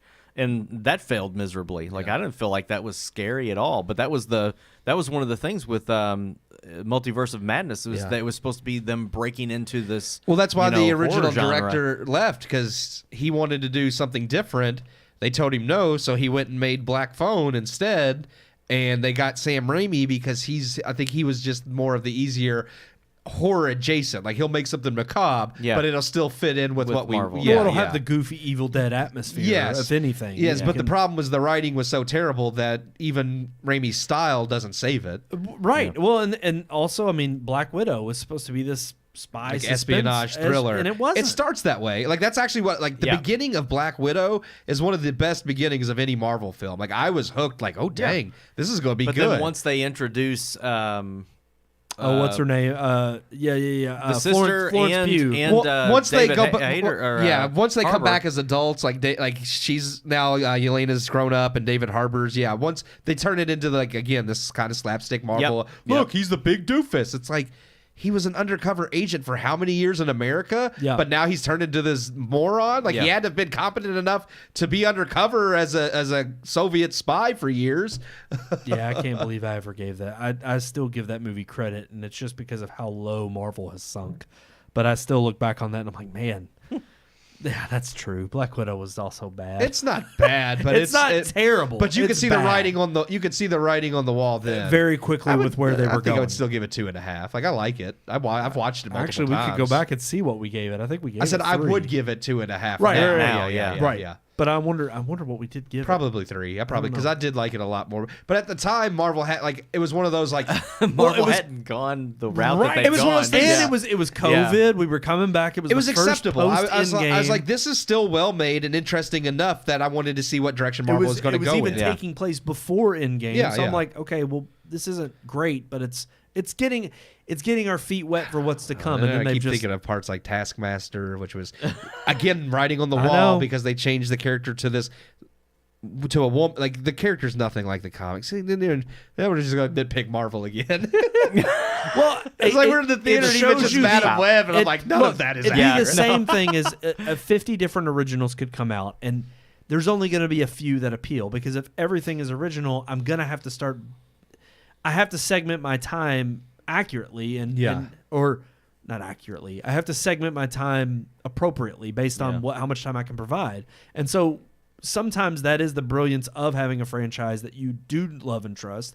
I mean, part of what I think made Top Gun such a success was it was a return to a cult classic from the 80s, and it was it's better, arguably better than the original. Mm-hmm. And the fact that they nailed it in such a way that word of mouth alone got people to go back and see it, and even others to say, oh, okay, I'll go check this out, was a testament to the cult classic favoritism of the original, but also how much time that had to incubate until you landed on a sequel that was worth telling. Yeah. And that's what the problem with these franchise films and what we've seen with Marvel is, far too often now do they just kind of throw crap together because they're like, well, this worked in the past, it might as well work now. Yeah. And the same, it's like, just as much as I'm not going to check out every single new original that comes out, because there's a plethora of movies out there that I haven't seen or will never ever know of, because there's plenty of them out there. But just like the same problem exists with franchise films, and too much of a good thing can become a bad thing. Once there's so many, you can't keep track. It's you like, can how do you spoil my meal? It's like, how do you keep track? If you're someone like me who likes Star Wars, Star Trek, and Doctor Who, but now there's 6 Star Trek series, 4 Star Wars series, and all 3 of them are have been injected with just woke everything, and I'm like, well, dang, every major sci-fi like that's been for years, all of those since the 60s. 70s for Star Wars, but Star Trek and Doctor Who started in the 60s. I'm like, literally every age-old like staple of sci-fi you have now ruined, and it's shoved down people's throats so much that nobody cares. Yep. Well, and that's the other thing. You especially with franchises when it comes to that. Yeah. When you take the original property and you completely give a big middle finger to the originals, and not only that, but the fans who have stuck through for it, decades. Decades. Why would you expect them to just take it on the chin and still show up to support you? Mm-hmm. You are telling them by the way that your writing is being done that we don't care about. Well, no, because they come back with Star Trek was always woke. Doctor Who was always why? Because they showed. And here's the thing: keep telling your audience that, and keep telling the people that you want them to believe that. Yeah. But when it comes down to it, it's like I think it is the Variety article that I linked to. It'll be in the description about Wish being a flop. They're like, the real problem is we don't know why. Maybe, and then this was my favorite part. They literally threw out, they were like, we can't understand why this movie flopped like all those others. Maybe it was the SAG strike. But even they underscore that with their own sentence saying, but that's been long over for a while now. I'm like, you can't even come up with any more excuses. Because you don't want to actually pinpoint what the real problem is. It's still because COVID. You want to still beat the woke drum. And they'll throw even COVID in there when people they can. nobody came back to the theaters after COVID. Nobody will come back. It's like they came back for Top Gun. They came back for Spider-Man. They came back for Avatar. Yeah. They themselves are getting tired of the lukewarm crap that's being shoveled out. Yeah. And they'll criticize it, but they still want the woke messaging. So, but the problem is their peddling of that and their pandering to it hasn't met. It hasn't completely. I know you want to say the South Park Vanderbilt. Stick a woman in it, make it lame. But it is. It's funny because they can't even pander to the point of it being a good story. They've covered all the woke bases, and they want to continue to be woke, and they still want that message to be forced into everything. And so they'll give it enough brownie points, but after a while, not even that is saving face when it comes to people who've not only caught on to it and aren't showing up and putting butts in seats or paying for it, but even then, it's not making up for terrible storytelling. In essence, because all the creativity has gone towards the message itself. Yeah. There is no unique storytelling anymore. And it really is coming down to, no, you're falling flat on your face because people are just tired of it. Yeah. And they will go to other ends or even revisit other stuff that is older because it at least tells an invigorating story that's worth telling. Yeah, I can still rewatch the original Star Wars. That's right. Yeah. What scares me, though, is, and I appreciate Nolan's voice in this matter because he's not somebody that's been that's been opinionated. No, he normally keeps especially himself, he keeps to himself, and it's only in recent years that he's really kind of started to become this voice for saving the film industry, really. But Oppenheimer wasn't unique. And it's like, so even the greats like Christopher Nolan are starting to become less unique. And it's like, I hope that doesn't become a trend. I want another Inception. I want another Tenet, which Tenet wasn't even his best, but at least it had me thinking. And it's like Oppenheimer was not supposed to be this mental mind bender, but it's still the method of storytelling. So you did color in black and white for two different perspectives, and it's like, that's not exactly unique. Dunkirk was unique in the way that you tell through time and through all these. That was unique, fantastic. Yeah, but it's like, even from him, I would say, you're not exactly giving me anything fresh either with your latest run. So, and I think that does happen over time. That's part of Tarantino's point of why he only wanted to do 10 and done, because he just doesn't believe it's possible to maintain the same level of quality and creativity forever. Yeah. Well, and some people here's can, the thing. some people do. And even with Tarantino, though, it still comes to the understanding that his movies aren't released. Yeah. Here's the thing: if I sat down and watched all of Tarantino films after. I'd get tired. After the third or fourth film, I'm kind of like, okay, I'm good for a while on Tarantino. Yeah. Because a lot of times, too, that's the thing about what makes these directors so good is that they are consistent, but it's a treat. I mean, that's why it's kind of sad when you see someone like a Ridley Scott or a Steven Spielberg in this instance also, who for so long was just at one after another, they could not fail. And they were just so good at not only the storytelling medium, but telling it in their way that made them unique, that every time I was walking in, I knew I'd be entertained. Yeah. And it's still that they're not terrible, but when I go in, I'm now, it's more lackluster, because I'm like, okay, have you just gotten tired, or have you just rested on your laurels that no matter what you put out, you're going to be this good, or everybody's gonna come see it, right? Or that I don't even have to try anymore to think creatively. I don't think Nolan's in that camp. I think Scott's kind of been in that camp for quite a while, because he thinks his crap doesn't stink. Yeah. And honestly, it's like, no, I don't have to have something original every single time, even for a Nolan film. But at the very least, I have to have something entertaining. And if I'm watching your film and I'm not entertained by it, and I feel like you're just either slipping back into something that is comfortable for you, but isn't really, pushing the medium forward in a way that you have before, then I'm gonna take off points. Are you not entertained? I knew he was gonna do Gladiator, baby. You're talking about being entertained, and Ridley Scott. Yeah, there you are. Exactly. And I'm not entertained. Are you not entertained? I'm not. All right, in there twice. I think we've got to beat this. Ridley Scott. Yep, he used to be. No, but we didn't even mention Blade Runner. Oh yeah, this is great. Yeah. And I mean, and there's a reason why it holds up. Yeah. And it's crazy, because so much of that movie is atmosphere, and there are arguably parts where you could say it's boring. Yeah, it drags some, but there's times too where I'm like, but so much of it is about the atmosphere. It's the world building, right? Yeah. It's like even at its worst, it's like you're fascinated by the fact that this feels like this real, lived in, breathed in world. Yes, right. And I don't know.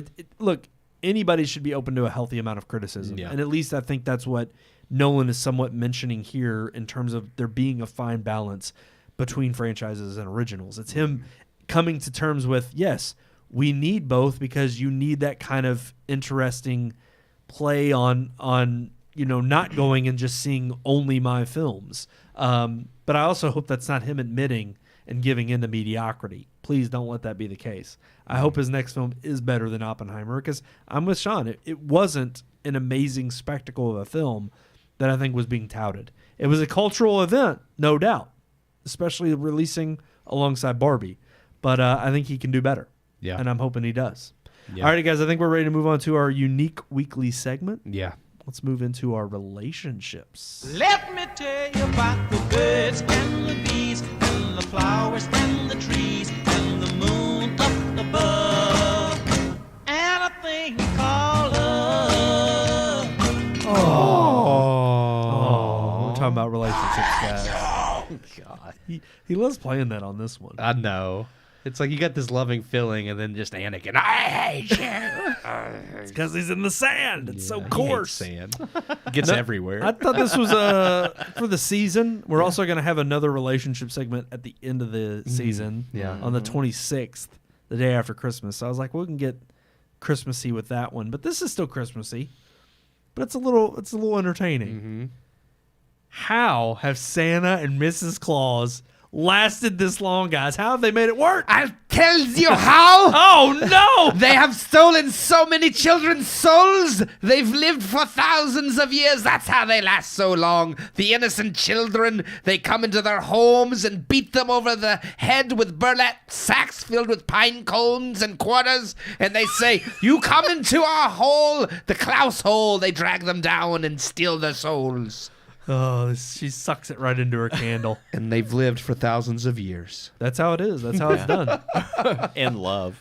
And they've mutual love for each other over their hatred of the innocent. Yes. That's it. That's it. Mutual hate builds love. That's it. It's a Disney movie. That's what we learned from Anakin. Yeah. Hate, breed. Yep. It's worked for the Klauses. I'm telling you, that just their love is that which cannot be explained through the testament of time and the stealing of souls of children. I'm gonna say her candle is not lit yet. Because she hasn't stolen enough souls yet. Well, it only lights. It lights Santa's sleigh on Christmas Eve night, delivering the presents with all of the souls still yet to be taken. It's a grim reminder of what is to come next year. Will your house be one that has presents delivered? Or will your child's soul be taken? Gosh, I thought you were reading this. No, off I of the don't. script Yeah, or that's something. it. That was good. Yeah. I'm just saying that we could make them. That would be a good. Yeah. That would be like Yeah. a Krampus movie. Yeah. Krampus. Dark Krampus. story about Santa. Mrs. Claus. Parents awaken Christmas Day to find their lifeless child's body, just a husk in its bed. No, what would be even worse is that they get turned into coal, and the coal that's being burned is your Yeah. child's soul. Ooh. Oh my gosh, that would be grim. The Klauses. I was thinking Krampus would be better if it was just like a film about a woman who's on her period on Christmas. And she just ruins Christmas because she's having cramps. It's Krampus. Krampus. Yes. That's it. That's it. I just say Krampus. Krampus. I think that Is sounds that Yeah. better. is it? I think Krampus? it's a potato. I guess. Okay. I think I it's, really don't know. I I know it's well, German. I think Krampus. probably. Krampus. Say probably the German accent is more Krampus, but the English bastardization of it is Krampus. Krampus. It's like Y'all seen that Yeah, Krampus that movie? country Krampus. hick way of doing you're it. saying Krampus. Y'all seen that Bad Santa? It's like, what you talking about, Grandma? I had a Krampus last night. Yeah. My Charlie horse is acting up. It's about Krampus is out in Eastern Kentucky. Yeah. Sitting there in a rocking chair. Yeah. Get out here and light my damn candle. Put another coal in the It's fire. it's I got like Krampus. that's what we call Grandpa over there. He's old Krampus. Bring me a Mountain Dew. He gets cramped up and crabby, and he just yells at you. That's just old Krampus over there. But no, I just thought it'd be a fun topic. Yeah. That's how they made it. Last They've so made long. it. I'm surprised that in this day and age, Hollywood has. 1,700 years. That's what I'm saying. I'm surprised Hollywood hasn't tried to be more like, they haven't done something crazy woke with. Why isn't there a gay Santa movie? Dude, you're saying it. It's probably, There probably is. They're probably just willing saying. it into action right Something now. that is- Mr. and Mrs. Claus cannot be a staple. I Directed feel like by that is Martin just Scorsese. They're everything wrong with the world. Just this wholesome white couple delivering gifts to kids. Yeah. That doesn't happen. That's a falsehood. Yep. Lowe's, man. They got Black Santa everywhere. Oh, They got the giant statue of Yep. him. They got miniature statues. I saw him at Walmart my favorite too, one the is other the night. meme where they show the Black Santa and then they show he's got a black beard and they're Yes. like, even they turned his beard black. Yeah, yeah. He was be- middle. He You was can't even have a white beard. Ethiopian. No. It's like they do know like black people they have white hair. So like when they get older, Yes. Yeah. their hair can still turn white. Yeah. Yeah. It's just crazy. No, this is Middle Eastern Santa. Yeah. But no, I just think it's funny that, they've been around that long. Actually, Mrs. Claus, it's foretold that she didn't come around for, because obviously Santa Claus dates back to Saint Nicholas in the church in like the year it's like the 3rd century. That's basically the Santa as we know comes from the actual real life Saint Nick. Yes, but it is interesting that I forget they don't know specifically the year that Mrs. Claus came around, but they know she was born on December 25th. Nice. So that is her birthday. Yes. Nice. Merry But Christmas. look, they're the oldest Man couple. wasn't meant to be alone. So. That's right. And it is interesting that they have not. You're right. I'm surprised they have not come out with like Santa and Mrs. Claus getting a divorce. That'll be soon. It really irked me, and this is kind of off topic a little bit, but I was watching the Macy's Thanksgiving Day Parade, trying to get into the spirit. Terrible idea because they've just ruined that tradition. Yeah. But they had a show. They literally had an actress from this show that they were promoting as a new NBC comedy. And they were on there talking about it, promoting it. Well, then after she talks about it, they then cut to a trailer of it going into their commercial break. I forget what the name of the show is. It's got, what's his name? Turk from Scrubs. Oh, okay. Donald Faison. Donald Faison. And Yeah. he's in it. The guy from 2.5 Men, not Charlie Sheen, the other guy, I forget his name. Oh yeah. I can't. It's on the tip of my tongue, but yeah. And I'm forgetting Abigail Spencer is the woman's name. Basically, Abigail Spencer and the guy from 2.5 Men are divorced. Okay. She is now dating Donald Faison. Yeah. And they all That's an live upgrade. together because they have to have this blended family, and they can get along great. And it's this story about how you can get along after you're divorced with it kills me because they're trying to make this happy-go-lucky comedy Me about and my 2 husbands. right. Exactly. It's like, oh yeah, everything is peachy keen and it's all good and everything is great. And I'm just, it kills me because it used to be that sitcoms were created to mimic the ideal.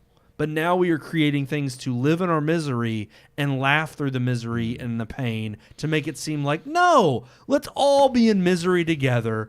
And that's what life is about, is none of us are happy, but we can all laugh about it. Let's all slit our wrists and die happy. I mean, That's what I feel like we are at in society. That is where we are. it's freaking the meme of the dog in the burning house where he's drinking coffee and it says, "This everything's is fine." fine. Yeah, Exactly. This is fine. And I just found it funny because it completely mimicked the AI thing I sent you all. Oh, where it was burning Anna, it all down? Indiana, Yeah. and her made up song that Yeah. was completely AI generated from everything that Well, she that's- could pull was about burning everything down. Everybody's like, "See, this is why AI is going to kill us." Burning It's like, down the town. It's like, yeah, you're right. AI is going to kill us, but AI is learning from us. So the only reason, only reason it's AI, mimicking us. the only reason AI is going to kill us is because literally so many people like think humanity's a plague and deserves to die. Yep. Literally, that's what we're teaching it. It's so I mean, Mother Nature can reign because global warming. it's going to do it out of service to us. Yeah. It's going to be like, oh, they want to die. Like, So it's like literally they're in oblige them. misery. They Yeah. live in misery. it's Right. like Let's put humans. them out of their Humans misery. are a plague to the earth. They think that themselves. So It's just Yeah. awful. it is. I didn't really mean for this to turn no. sour. Well, I'm so good. if you This is want, if you terrible. well, this is part. Okay, It's the best relationship. on another segment relationship note, as a dude, if I had to pick between John Cryer, that's the 2.5 guy's name, John Cryer or Donald Faison, I would go with Donald Faison too. So because he's black. because I'm he's just well, he is black, he's but way he's funnier. He's also he's actually funnier Yeah. and better looking. John Yeah, Cryer's a The weird problem dude. with the whole entire trailer was not just the morals of it. No, the I'd problem be was is that facetious. every set piece and every piece of script writing. Yeah. Talk about everything just being completely devoid of any creativity and actual comedy. But it's like, look no further than just the crap we're getting in the theaters.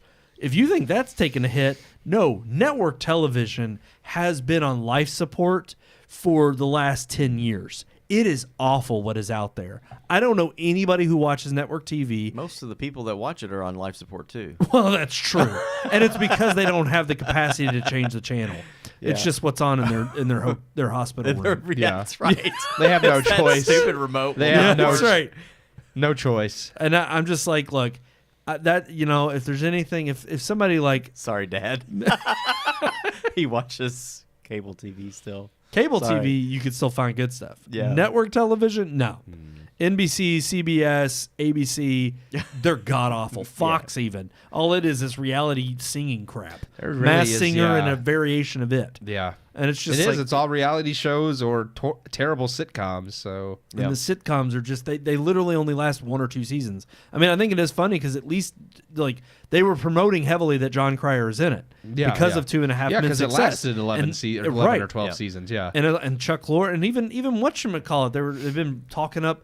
It's lasted 7 seasons, but the spinoff of Big Bang Theory. Oh yeah, that one's Young Sheldon. Sheldon. I think Young Sheldon's the last decent because that one's not bad. I've seen it. It's the last decent sitcom. Oh, I think it's terrible. And when it ends, I mean, I've only seen like the first 2 seasons. I didn't like it. And I was going to say, we couldn't get into it. Compared to what I saw of Big Bang Theory, I'm like, it's nowhere near it. I couldn't get into How I Met Your Mother either, though. Really? People I love like that how. show. Yeah, I love How I Met Your Mother. But yeah, I think with the last 7 seasons, I think Young Sheldon's like the last decent like sitcom out there, and even it, like you said, isn't as good as. I mean, it's not lasting 11 seasons or 12 seasons. It's like already Big Bang wrapping Theory. up. So and they had this whole huge comedy block that they tried to promote on ABC for the longest time of it being it was like Blackish, The Middle, and was it Grown Up-ish or something? I don't know. Or Fresh Off the Boat. Like they had this string of Yeah. like 3 sitcoms, and I'm like, all of them were awful. Yeah. They're just god awful, like terribly written comedies that are just have a laugh track in the background trying to make you think they're funny. Macy's, Mrs. Claus on Macy's is the black actress from Abbott From Elementary. Abigail, yeah. And I thought Abbott Elementary I don't think is funny. I've seen it and I'm like I don't enjoy this. Yeah, we were having like a game night Saturday night with some Amelia's family, and we're sitting there playing this game where you've got to like write down all the it's kind of like categories, kind of like that, but it was like sitcoms, and you had to you have a certain time limit. You got to go write down all the sitcoms you can think of, and it was funny because like there's 8 of us sitting at this table and we're playing the game. Everybody starts reading their answers, and all of the sitcoms that we mentioned were older shows. Yep. There was nothing new that any of us could even think of. No, it because was Cheers, Frasier, Seinfeld. It was all of these old shows, and like none of them were modern shows. Scrubs, I think I put that, and my wife put that. It was like the only show in the last 10 years or so that's been. And what's even, I think, sadder about this too is that it's like, it's not that there aren't other places that sit. I mean, you could sit there and argue, well, it's network TV. Nobody watches network TV anymore. I'm like, okay, yeah, maybe not to consume sitcoms. I get that.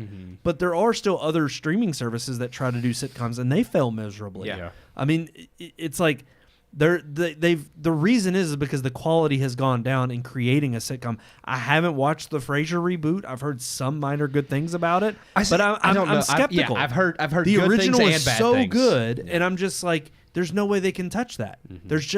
There is a secret sauce, and mainly it's the writers and it's the wit that current generation does not have. The only reason I'm willing to maybe give that a chance is because of Kelsey Grammer. But even then, you're right. It's like, how do you tackle something from Cheers to Frasier with that character where the writing is so precise, and then to do it all over without any returning cast really other than Kelsey Grammer, it just kind of feels like, what's the point? Yeah. And I think that's a lot of people's opinions for sitcoms in general. I think episodic television just isn't, people aren't as interested in it anymore. Right. It's like they like the like, it doesn't even have to be a drama because you have comedies that are episodic. I think it just is. It's the quality of sitcoms. I think it's more so that. Yeah. I mean, I think it's just that they don't have the same level of creativity that they once did. I mean, Cheers was a sitcom, but it became episodic. I mean, the idea was that once you warmed up to the characters enough, you all followed sitcoms are episodic. greater, right? But you followed a greater story arc. Yeah, there are wasn't some serialization, and that's different. Yeah,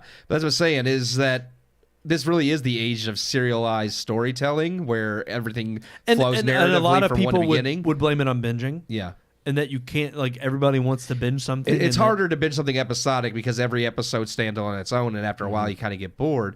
But that's also not true because I've binged older sitcoms because they are hilarious and keep your attention. So, which we've gone on a wild tangent now. Yeah, I stopped throwing up the lower about, look, Santa and Mrs. Claus, they're happy. They're going to continue to be. Long live the Clauses and their blissful anniversary. Actually, I waited this whole show, and I shouldn't have waited this long. I should have done it at the top of the show because there's no way they're ever going to hear this or listen to this point. happy anniversary to my parents. Oh, They are celebrating. Oh gosh, I don't know the number. Hold on. terrible. Because I'm terrible. pretty sure I know. I think it's 43.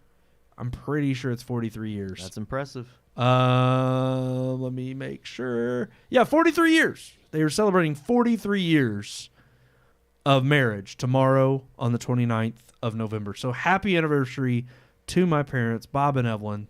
Love you all, and I hope you all have a wonderful day. I know they're going out and celebrating this weekend, but yep, can't wait till they celebrate their 50th. Beautiful. So it's beautiful. Many years of wedded bliss and love, just like the Klauses. Alrighty, guys. They've been stealing souls all no. this time. Yes, and I've been They've reaping been the creating benefits. souls. That's true. 3 of them. Yep. Your brother's soul is mine. Save your pity for the weak. Alrighty, we definitely don't need a Mortal Kombat tangent. No. Alrighty, guys, that's going to do it for this episode. Next week, we're reviewing Godzilla -1. Big one on the block. Maybe it'll make a wave in the box office. A lot of good things. Maybe. We'll see. Yep. I'm But looking forward to it. we're reviewing that next week, and we are starting our Christmas rom-coms next week. Yeah. I can't remember the exact order yet, but I think we have them nailed down. We'll let you know. You'll find out next week the rest of them. But yes, that starts next week. Until next time, I'm one of your hosts, Brandon Davidson, alongside our normal new host, John Sebastian. and I gotta poop. it's that coffee, man. God.